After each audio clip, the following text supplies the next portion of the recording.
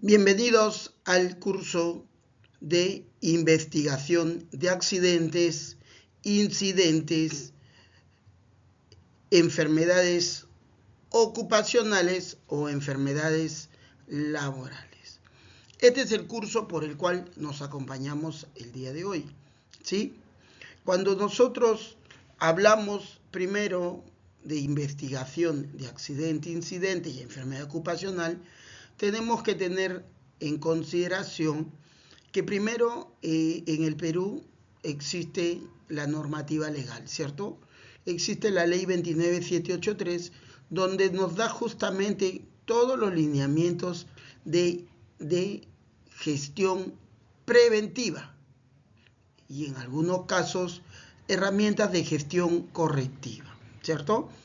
Entonces, cuando hablamos de investigación de accidentes, en este caso incidentes, estamos hablando de una acción preventiva.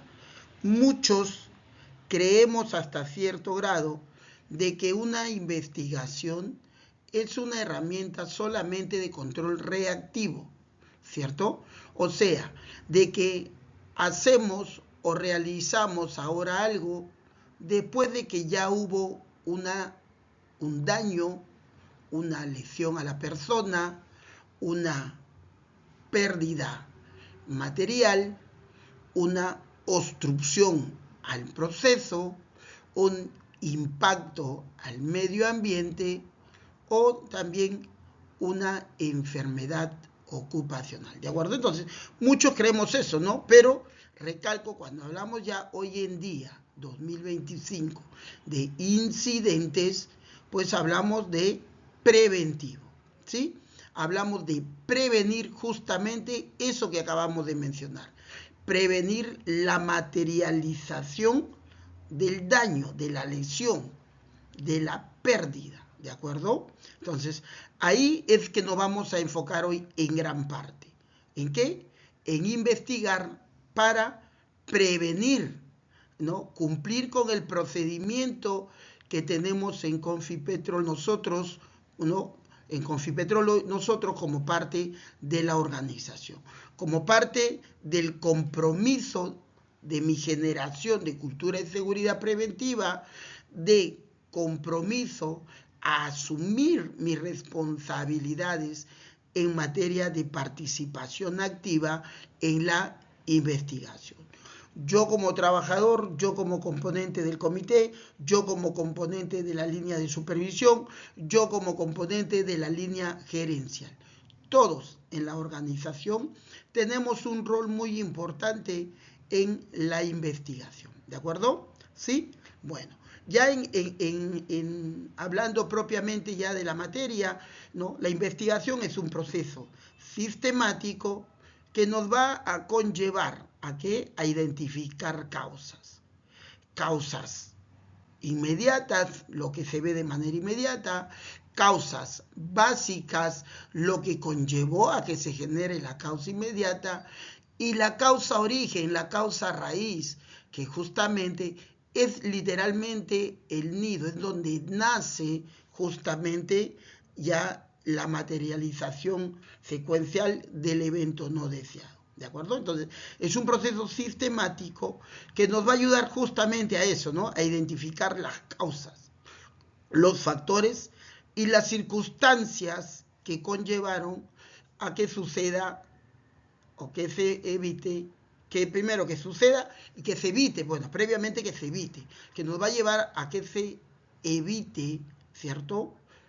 Y más aún que se repitan los eventos no deseados en un futuro próximo. Porque muchas veces investigamos un accidente y vuelve a suceder y decimos, ¿pero por qué?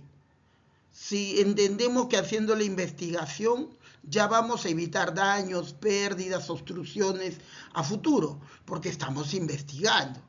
Entonces ahora vamos a ver justamente por qué entonces nosotros realizamos la investigación de accidentes y los eventos similares, parecidos, vuelven a ocurrir, ¿no? Vamos a buscar siempre que evitar la recurrencia mediante la investigación. vamos a tener que llegar, ahora mientras le explica, lo que vamos a explicar en estos tres módulos de la investigación, de identificar las causas, recalco, las causas origen, las causas raíz que nacieron esto. Y lógicamente ello va a conllevar a que vayamos mejorando, ¿cierto? Y fortaleciendo nuestra cultura de seguridad intrínseca en cada uno de los componentes de la organización. Ahora, y viendo más allá de un lado humano, porque siempre primero hay que identificar, hay que ver, hay que velar por el lado humano de cada uno de los componentes de la organización. ¿En qué sentido? En el sentido de la persona que ejecuta el trabajo, un lado humano de su vida, de su salud y de su integridad física. Recuerden que cuando hablamos de justamente ello, nosotros podemos recurrir hasta la Constitución Política del Perú, porque ahí artículo 2022 nos indica claramente de ello, que toda persona en el Perú, ¿cierto? En el Perú, recuerden que la Constitución Política del Perú no hay nadie sobre ella, no hay nadie ni nada superior a ella en el Perú, ¿cierto? Entonces, ahí nos indica que toda persona que reside, que vive, que es parte del Perú, en nuestro país, tiene derecho a la vida, tiene derecho a la salud y tiene derecho a preservar su integridad física. ¿Ah? ¿Se da cuenta? Entonces, desde la Constitución, de ahí bajamos a la Ley 29783, que justamente ahí es lo que iba a llegar. La Ley 29783, artículo 168A del Código Penal de la Ley de Seguridad y Salud en el Trabajo, tipifica responsabilidades en el orden jerárquico de la organización, del máximo líder hasta el último en la escala vertical, ¿cierto? Asigna responsabilidades legales penales, hasta con prisión de 8 años, efectiva, ojo, no suspendida. ¿Por qué?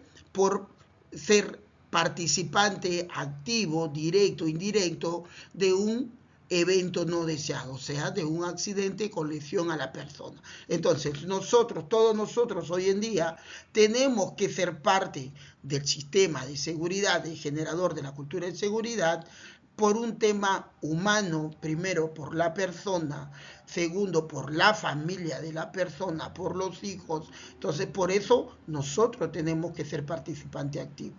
Y el otro lado, que es el lado lamentable para todos los que ejercemos un rol de supervisión, es el lado penal. Ya lo recalqué y lo vamos a ir viendo más adelante. Las metodologías que nosotros vamos a aplicar ahora está en línea justamente a nuestro procedimiento, ¿de acuerdo? Ok.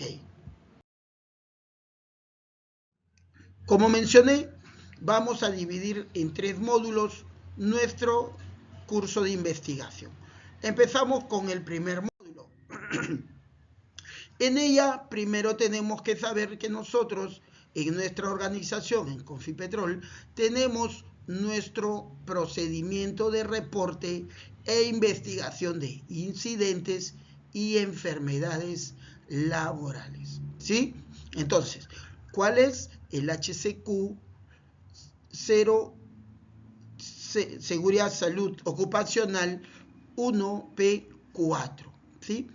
Este procedimiento lo tenemos que conocer todos los que somos parte de la organización, en una unidad, en un centro de servicio, en un proyecto, en una unidad minera, en nuestra sede central, todos completamente, recalco, ¿no? Desde el máximo líder de nuestra organización hasta el último, donde sea la unidad, el servicio, el proyecto, todos tenemos que conocer el procedimiento, ¿sí? A recalcar algunos puntos de nuestro procedimiento, nos indica en el objetivo que es determinar las directrices a seguir para el respectivo reporte e investigación de incidentes de trabajo y enfermedades laborales que se puedan presentar en los lugares donde se desarrollan las actividades a nombre de Confipetrol, con el fin de identificar las causas básicas, condiciones anormales, factores de riesgos impactos ambientales y los peligros que lo generarán, que serán generadores justamente de ello. ¿De acuerdo? Y así determinar medidas y o acciones necesarias encaminadas a eliminar o minimizar las condiciones de riesgo y evitar su repetición o recurrencia.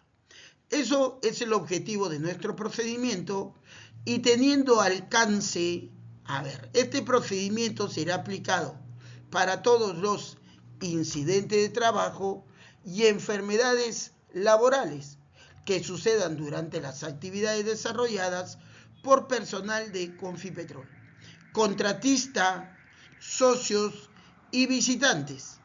Ojo, tiene alcance a todos los que somos de manera directa y de manera indirecta. ¿De acuerdo?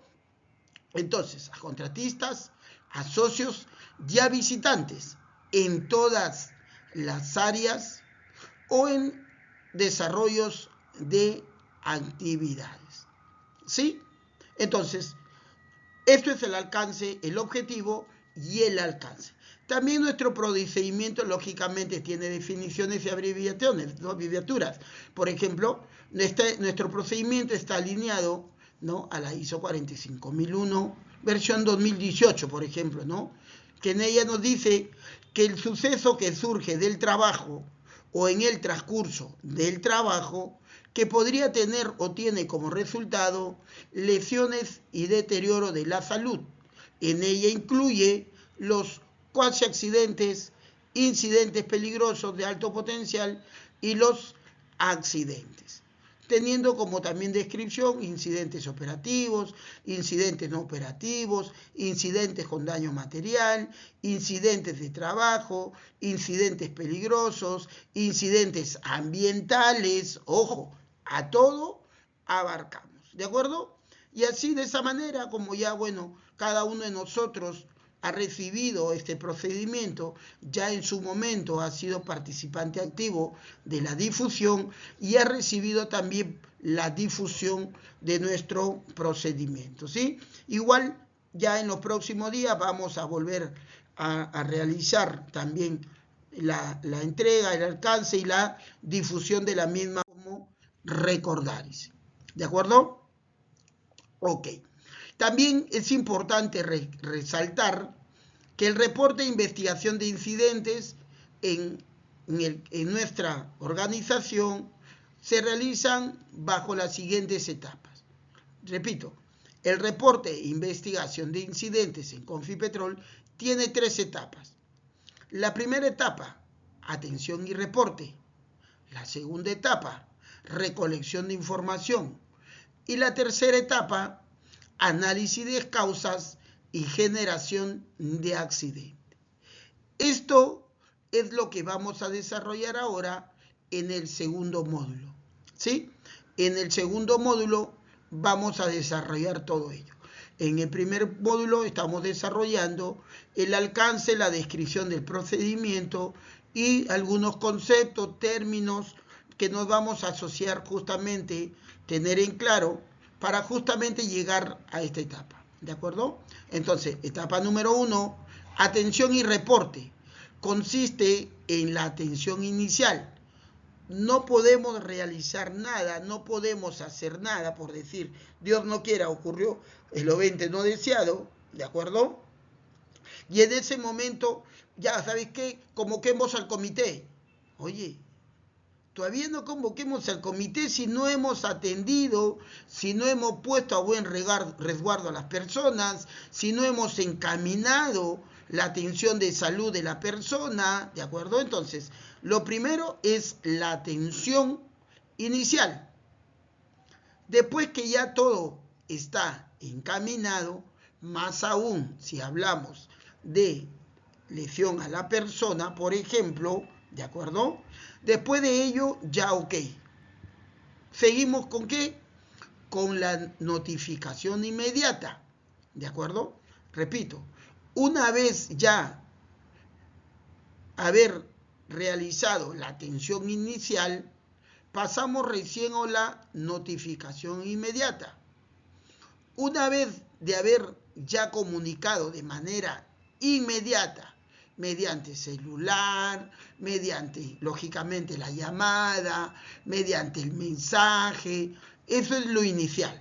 Ahora pasamos a la notificación formal. Ya activamos todos los protocolos de activación inicial. Ahora, ya pusimos en conocimiento inmediato. Ok, ahora sí generamos la notificación formal, que lo vamos a ver ahorita, que tenemos nuestros formatos, nuestro flujo, nuestros protocolos de comunicación formal. ¿Ok? Eso es la etapa número 1. Ahora pasamos a la etapa número 2, recolección de información. Ahora vamos a generar el nombramiento del equipo de investigación, o sea, activamos o nombramos el comité de investigación, ¿sí? De ahí pasamos a la evaluación del potencial de la gravedad. Ya en el comité hacemos el análisis, el diagnóstico preliminar, ¿cierto?, para dar el potencial de gravedad.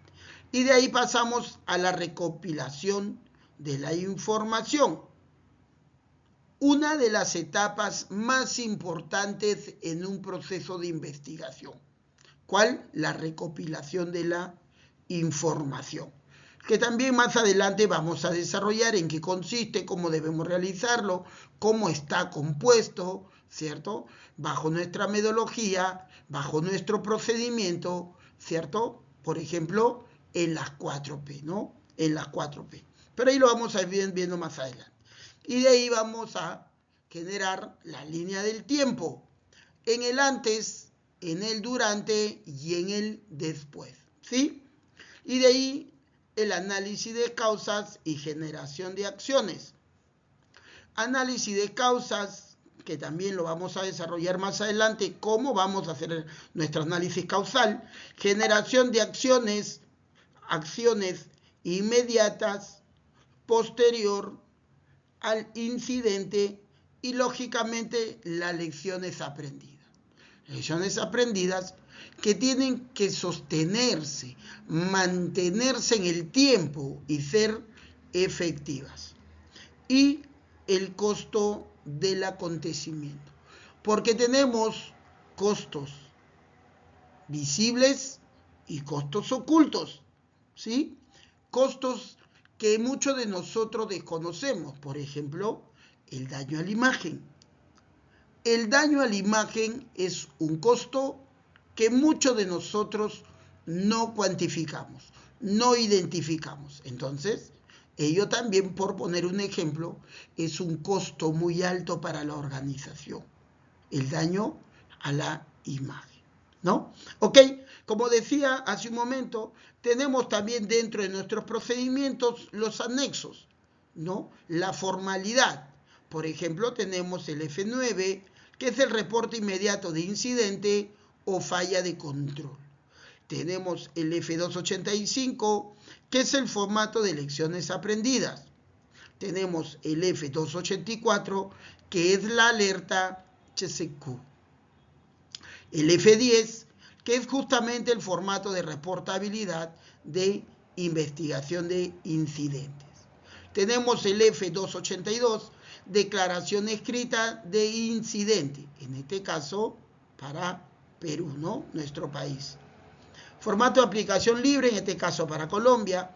Aplicabilidad y aprendizaje, tenemos la 287, costos de acontecimiento, justo lo que hacíamos mención. Tenemos la tabla TAX, técnica de análisis sistemático de las causas, que es justamente lo que vamos a abarcar. Y la guía, que es la técnica de análisis sistemático de las causas. ¿De acuerdo? ¿Sí? Ok, entonces, todo ello vamos a abarcar como parte de nuestro procedimiento durante nuestro curso, que está compuesto, recalco, por 3 módulos. Entonces, para Confipetrol, todos los incidentes, sea persona, sea ambiente, equipos, vehículos, cuasi accidentes y enfermedades laborales pueden y deben ser prevenidos. Sin embargo, aquellos eventos que se materialicen independientemente de su consecuencia deben ser investigados. ¿De acuerdo? Entonces, tenemos que investigar todo incidente, sea personal, ambiental, equipo, vehículos, cuasi, enfermedades laborales, etc. Todos debemos de investigarlo, ¿sí? Y todos los que somos parte de la organización somos parte activa de ello.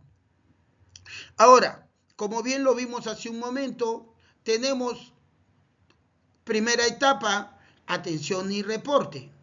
¿En qué consiste, recalco?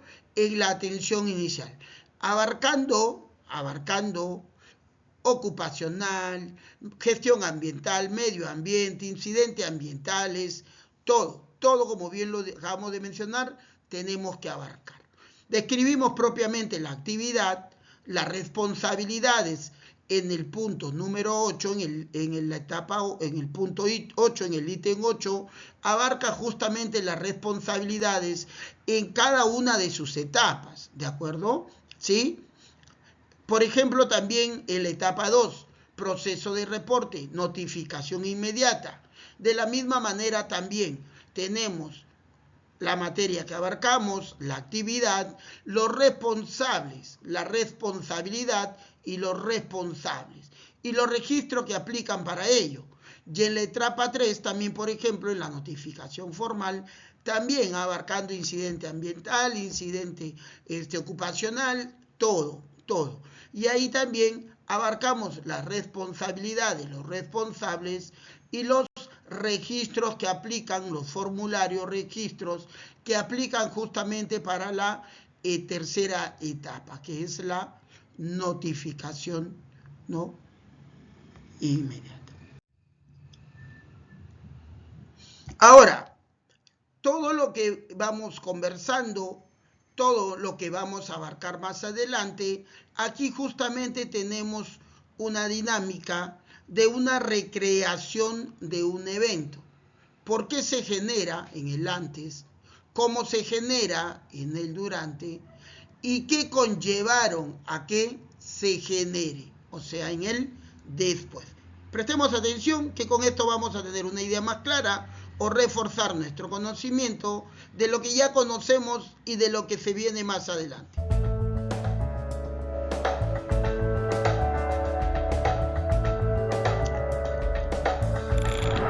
Antecedentes del trabajador afectado.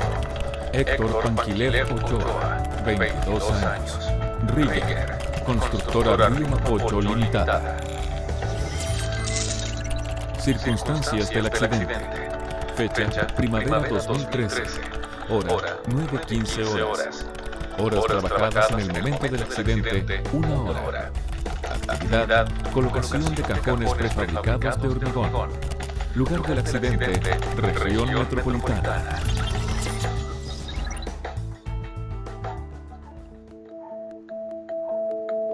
En un sector rural de la región metropolitana se realizan faenas de colocación de cajones prefabricados de hormigón para la construcción de la bocatoma de una central hidroeléctrica. El procedimiento se lleva a cabo por medio de una grúa hidráulica todoterreno, cuyo operador es asistido en sus labores por Héctor Panquilev Ochoa, trabajador en el puesto de Rieger, posicionado unos metros delante de la máquina. Apenas iniciadas las maniobras de izaje de uno de los cajones de hormigón, Panquilev Ochoa advierte que la grúa podría tener dificultades para mover de manera segura la pesada carga, por lo que le hace una seña al operador para que detenga un momento la faena.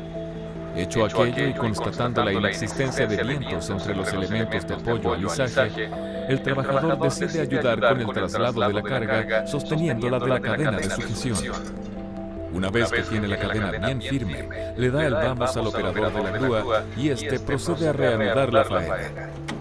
Ninguno de los dos trabajadores se da cuenta que al levantar la carga, el extremo superior de la pluma se acerca a muy corta distancia de una línea de alta tensión existente en el lugar. de modo que continúan llevando a cabo la tarea sin la menor aprensión hasta que repentinamente, debido a la proximidad entre la línea y la pluma de la grúa, se produce un arco eléctrico y, casi al instante, Panquilejo Ochoa recibe una fuerte descarga de energía a través de la cadena de sujeción. Por desgracia, víctima de las graves lesiones sufridas a causa del golpe eléctrico, el trabajador fallece en el lugar en forma instantánea. ¿Por qué ocurrió este accidente? Entre las causas que pueden generar un accidente de este tipo, podemos señalar la no detección de elementos presentes en el entorno que pueden afectar las operaciones del equipo de izaje,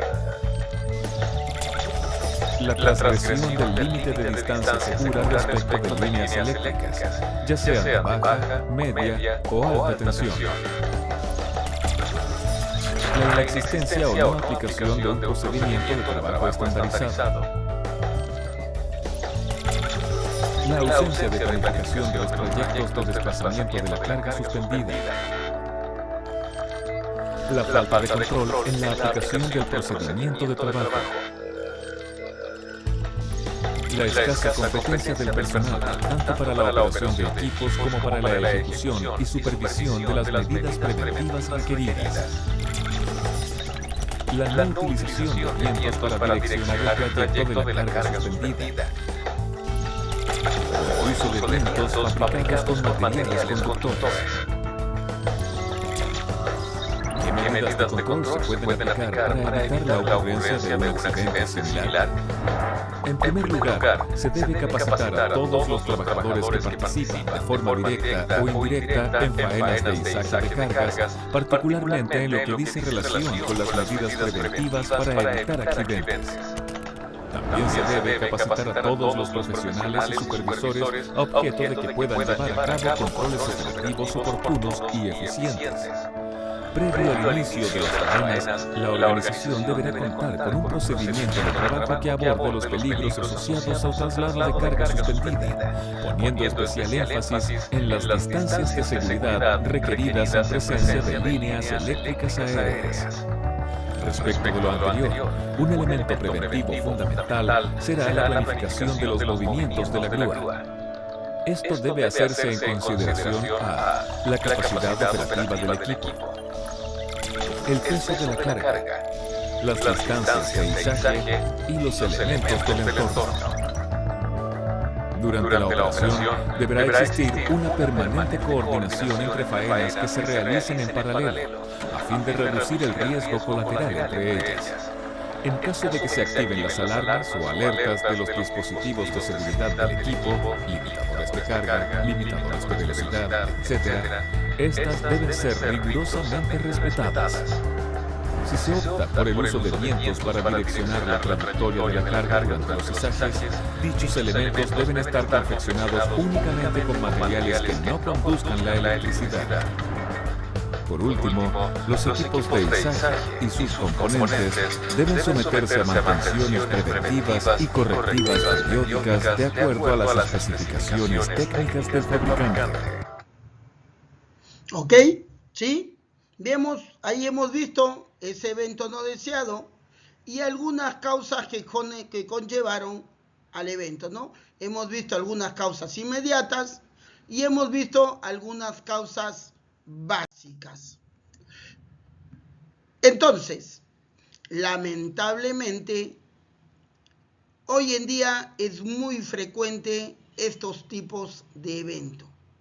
En cualquier ámbito, en cualquier rumbo. Nosotros tenemos que tomar conciencia que cada vez, cada día, en nuestro, a nivel mundial primero y en el Perú, pues el tema de accidentabilidad va en incremento. Por ejemplo, según la Organización Internacional del Trabajo, en el mundo, mediante una actividad laboral, o sea, un trabajo, un trabajador fallece por accidente o enfermedades laborales, ¿cada cuánto? 15 segundos. ¿Usted se imagina ¿Cuánto es 15 segundos? A ver, 1001, 1002, 1003, 1004, 1005, 1006, 1007, 1008, 1009, 1010, 1011, 1012, 1013, 1014, 1015. En lo que empecé a contar, en lo que terminé, acaba de fallecer una persona en un centro laboral. Repito, en un centro laboral.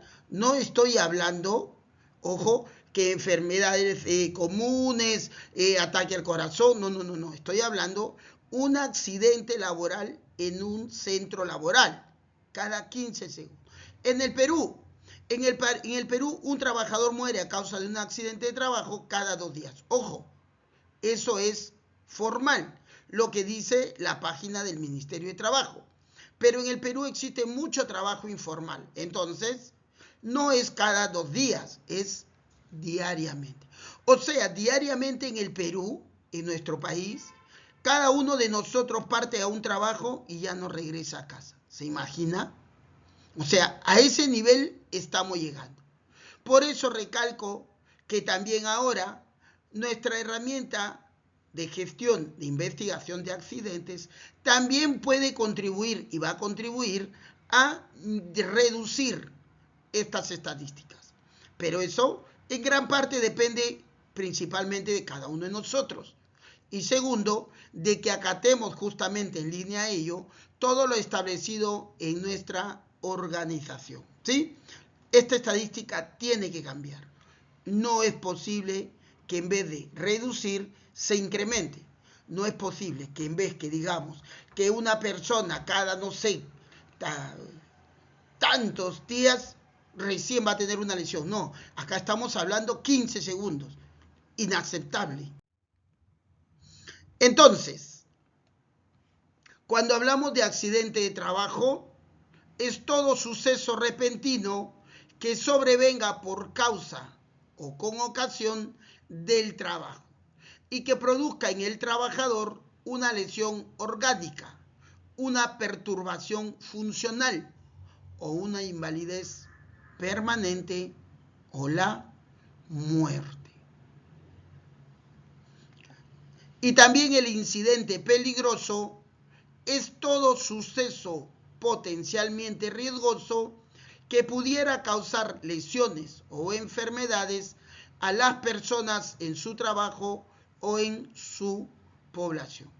Enfermedad profesional u ocupacional es una enfermedad contraída como resultado a la exposición a los factores de riesgo en el lugar, en el área, en el punto de trabajo o como consecuencia del trabajo. ¿De acuerdo? Ok.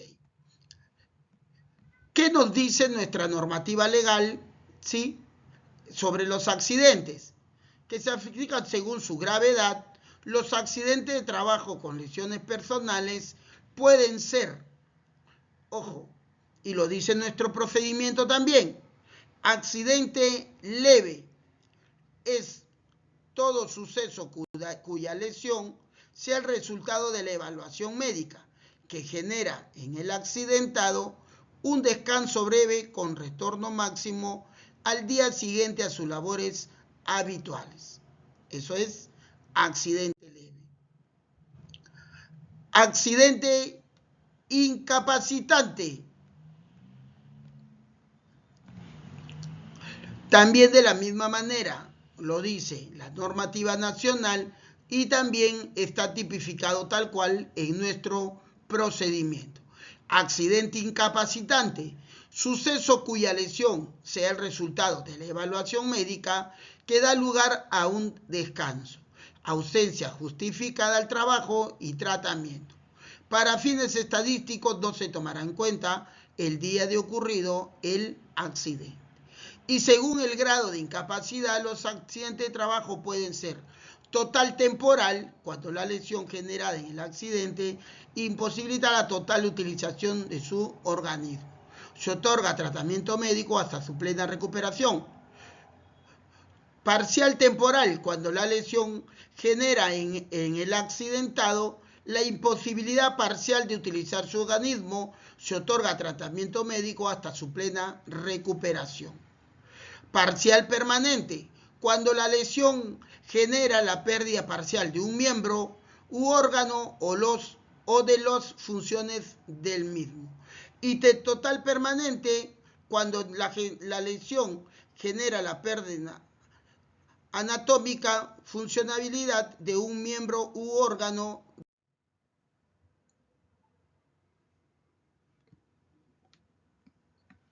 Acá está. Y accidente mortal es el suceso cuyas lesiones producen la muerte del trabajador. Para efectos estadísticos debe considerarse la fecha del deceso.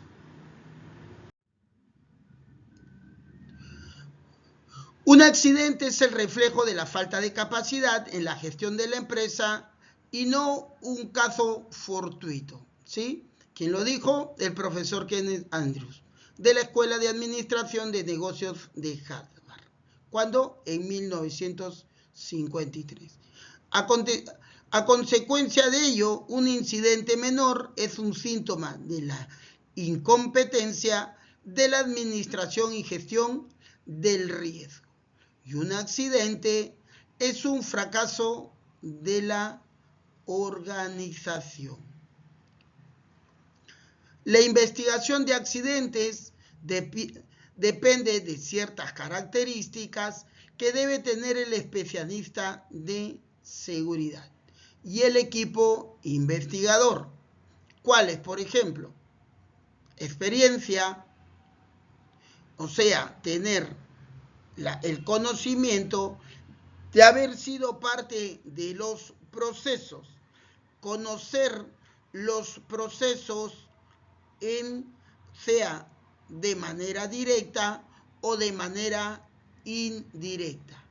Tener la habilidad de manejar ciertas estrategias, ciertas herramientas, ¿cierto? Análisis. Justamente tener conocimiento y experiencia para poder tener un análisis mucho más detallado, mucho más focalizado en base a la misma, ¿no? Por eso que el comité de investigación, ¿de acuerdo?, tiene que ser un comité multidisciplinario, ¿sí? En la medida de lo posible, tiene que haber componentes de diversas áreas. Quizás uno de recursos humanos, quizás uno de la parte operativa, quizás uno del área donde materializó, donde ocurrió el evento, pero no como líder de investigación, sino como componente del comité. Y así, ¿para qué? Justamente para tener un mejor análisis de los hechos. Y objetividad, a lo que mencionaba, ¿no? No puede ser, por ejemplo, recalco, un componente del comité no puede ser el responsable del área donde ocurrió el evento. O sea, él no puede liderar el comité de investigación. ¿Por qué? Porque no va a tener objetividad. Quiera o no, le va a ganar ese lado de su área, de su responsabilidad, ¿cierto? Entonces, hay que tener objetividad al momento de hacer justamente todo el proceso.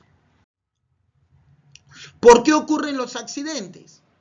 Se reconoce que las personas cometen errores o violan procedimientos por razones que van más allá de la psicología individual. Estas razones se denominan condiciones latentes y constituyen las verdaderas causas. El error es innato a la condición humana y no se puede resolver simplemente con más capacitaciones, ¿cierto? Ahora hablamos del error humano. El error humano, recalco, son todas las ocasiones en las que una secuencia planificada no logra los resultados deseados. Hay muchas maneras de clasificar el error humano.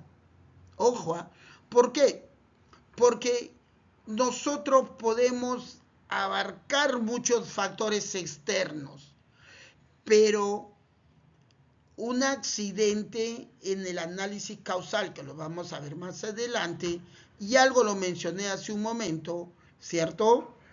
Es la causa origen, causa raíz, factores organizacionales que llevan a la causa básica, las causas básicas, factores de trabajo, factores personales, conllevan a que se generen las causas inmediatas. Las causas inmediatas, compuesto por actos, condición subestándar y actos subestándar, conlleva a que esa acción materialice o sea contacto directo del evento no deseado. Y cuando hablamos del acto subestándar, hablamos de la persona. Mucho, recalco, puede ser por factor externo, pero en gran parte es por la decisión de la persona, basado, recalco, en muchos factores, en muchas circunstancias, en muchos precedentes, lo que quieras, pero gran parte está en la decisión de la persona, o sea, en el error humano, ¿sí? Entonces nosotros muchas veces, bueno, hoy en día, ya 2025, llegamos a ese estudio hoy. Yo inicié en el ámbito de seguridad hace 27 años atrás, ¿sí? Ya en algún momento lo comenté, ¿no? Yo inicié en Pierina en el año 1997. Ahí no hablamos de este tema. Ahí no hablamos de estudiar a la persona, abarcar el lado justamente psicológico, conductual, ¿no? Comunicaciones, no hablamos de eso, ¿cierto? Hoy en día sí, hoy en día decimos, oye, al trabajador ya le dimos, ya le entregamos, ya le enseñamos, ya le comunicamos, ya le proveemos todo lo que necesita. ¿Por qué entonces hizo esto, cual o tal? Ah, ¿se dan cuenta? Entonces ahí estamos abarcando ya hoy en día al estudio de la persona en todos estos ámbitos, basándonos en el error humano. Entonces, recalco, son todas las ocasiones en las que una secuencia planificada no logra los resultados deseados. Hay muchas maneras de clasificar el error humano. Primero, por el origen del error, error exógeno y error endógeno, o por el nivel de análisis, ¿de acuerdo? Por el nivel de análisis, error por la percepción del riesgo, o sea, recuerden que todos no percibimos de la misma manera, ¿de acuerdo? Todos nos percibimos de la misma manera. Algunos por creencias, por cultura, por formación, por vivencias, etcétera, ¿ya? Por diversos factores, pero todos, recalco, no percibimos la percepción de mi exposición al peligro o el riesgo, no en todos, recalco, es de la misma manera, ¿sí? Entonces, también por error de cognición, ¿cierto? ¿Qué cosa piensa? ¿Qué cosa tiene literalmente ya como predisposición? ¿Sí? Entonces, eso también es tema de propiamente análisis. Error de comunicación. A ver, no todos sabemos comunicar. Repito, no todos sabemos comunicar, ¿de acuerdo? Algunos podemos decir una palabra y suena bonito. Otra persona puede decir lo mismo y suena feo. En una persona dice algo, puede sonar un halago. En otra persona puede decir lo mismo y suena a ofensa. Entonces, la comunicación no solamente es lo que se menciona, sino también lo que se transmite. con el rostro, con las manos, ¿cierto? Yo puedo decir sí. Pero si una persona está lejos, no me va a escuchar lo que estoy mencionando.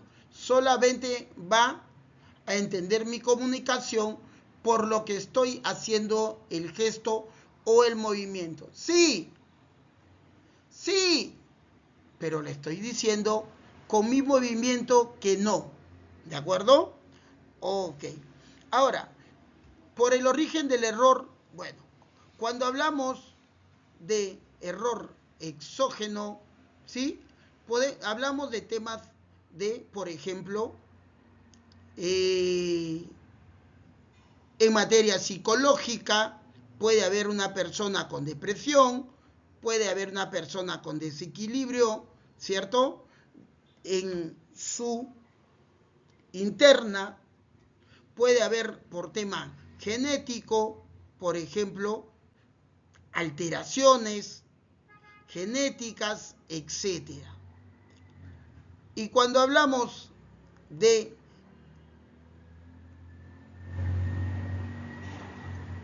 endógeno, estadísticas, ¿sí?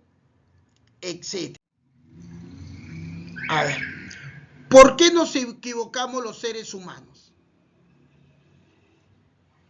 Por desconocimiento, por estrés, por fatiga, por olvido, por transgresiones, violaciones deliberadas, sabotajes, etc.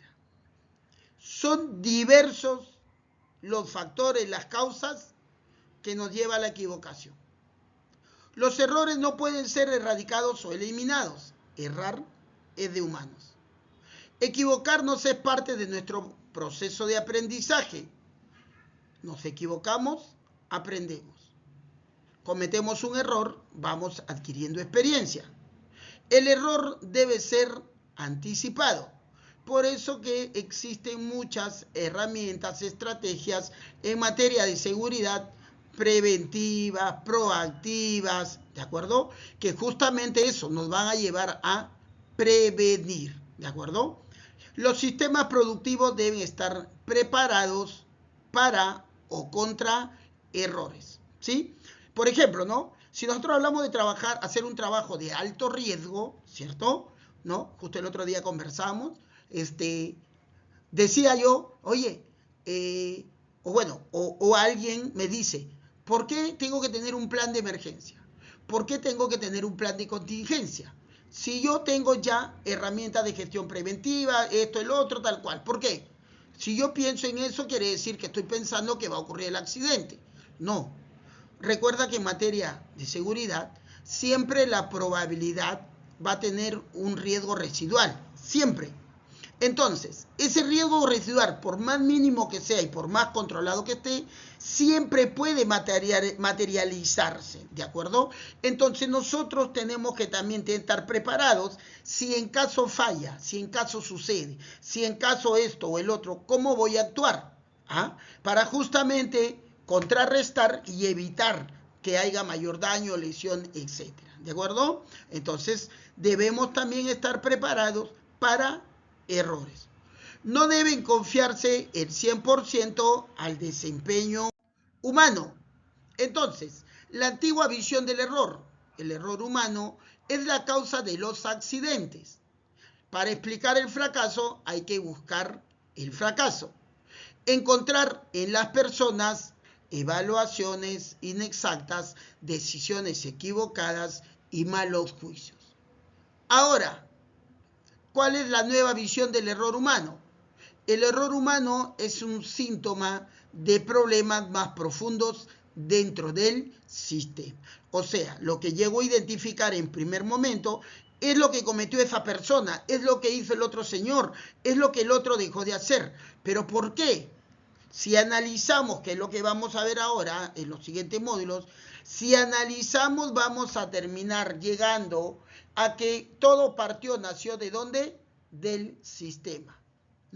Para explicar el fracaso no se intenta averiguar en qué momento ni en dónde se equivocó la gente. En su lugar hay que averiguar por qué las valoraciones y las acciones de las personas se dieron en ese momento, dadas las circunstancias que conllevaron a la misma. Ahora hablamos, bueno, esta es una línea de tiempo del estudio justamente sobre el error humano. Hubo mucha, ¿no? En el caso, por ejemplo, de Heinrich, hablaba de la relación del 88-10-2, ¿no? En la cual declaró que el 88% de los incidentes se presentan por errores, ¿sí? Lo mismo hizo Krauss, el sistema de Dupont, ¿de acuerdo? Difford también revisa que el hallazgo de Heinrich del 88% de los accidentes se deben a actos inseguros y procede a ajustar esta cifra al 98%, ¿sí? El 98% de los actos inseguros, bueno, el 98% son generados por actos inseguros. Y J. Rison confirma esta cifra mediante sus estudios sobre el error humano, confirmándolo mediante su modelo del queso suizo. ¿Sabías que por qué el término acto inseguro ha ido sufriendo cambios a través del tiempo? Primero, el acto inseguro nace con los estudios realizados con Heinrich, ¿cierto?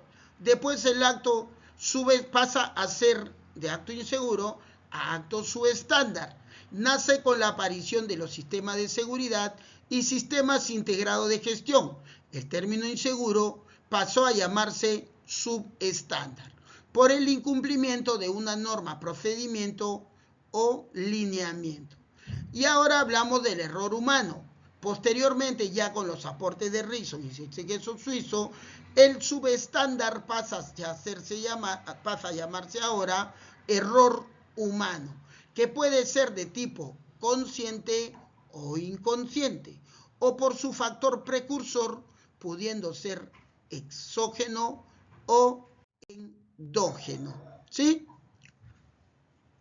Entonces, de la misma manera, porque el término inseguro ha sufrido varios cambios a través del tiempo. Hablamos del acto, ahora hablamos de la condición.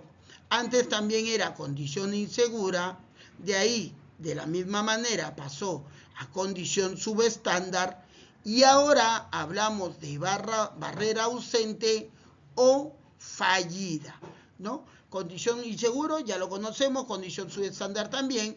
La barra ausente o fallida, posteriormente ya con los aportes de Rison y su metodología, el queso suizo, pasa a llamarse barrera ausente o fallida, que es la última barrera antes de que se produzca el incidente, el contacto no deseado o el evento no deseado. ¿Se acuerdan? Hablé de factores organizacionales, causa raíz, de ahí hablé de causa básica, que lo vamos a ver más adelante, acto y condición, de causa básica, factor personal, y de ahí hablé de causa inmediata, que es acto y condición. Entonces ahora ya hablamos no de condición, sino de barrera ausente o fallida, ¿no? Bueno, ahí fue justamente lo que se fue evolucionando en el tiempo, con Heinrich, condición insegura, Weber, condición subestándar, y ahora con Rison, ¿no? Barrera ausente o fallida. El incidente, todo suceso acaecido en el curso del trabajo o en relación con el trabajo, en el que la persona afectada no sufre lesión corporal o en el que estas solo requieren cuidado de primeros auxilios. Y el accidente ya es todo suceso repentino que se provenga por esencia o error del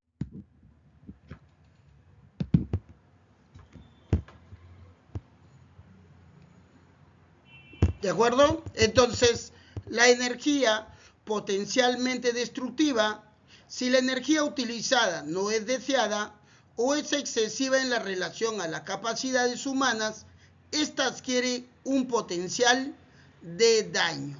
Entonces, energía no deseada y energía potencialmente destructiva, ¿sí? Ahora, ¿esto quién lo dijo? No, William Hartnett, ¿no? El doctor William Hartnett nació en Orange, Nueva Jersey, el 24 de mayo de 1926 y estudió en el Instituto Tecnológico de Massachusetts, en la Facultad de Medicina de Harvard y la Facultad de salud pública. ¿De acuerdo? Ok, señores. Hasta aquí hemos llegado al módulo número 1.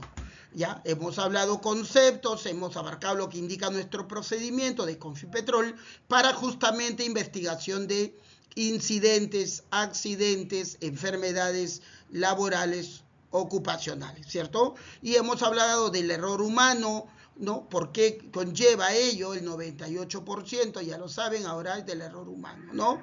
Barreras ausentes y fallidas. Y bueno, ya más adelante abarcaremos los demás puntos, ¿ok? Muchas gracias. Retornamos con el módulo número 2. Gracias.